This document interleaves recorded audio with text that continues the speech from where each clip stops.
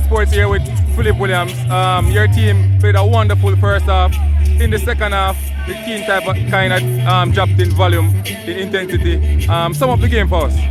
Well, as I said, it was a game of two halves. I think we did well first half. Second half, we lost concentration, some periodically, and one of those times we played for that ball to the middle. But I mean, this is the first game for us, first game of the season, and to come away with one of the positive results, a draw, is something that we have to be grateful for just the same way.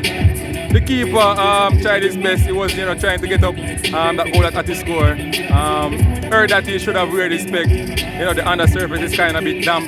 Tell us about that mistake. I mean, that is something that we always talk about in terms of assessing the surface and what footwear would be appropriate for the surface. And this is something that players in Jamaica need to pay close attention with, because those little small details will win or lose with the match. How happy are you that football is back and the league is in full force? We have been playing football from last season, but I mean to see all the supporters out, which is the addition to what they are having, is something that we very much appreciate and happy for. Thank you very much, Phillip Williams, and continue to do the good work. Yeah, man,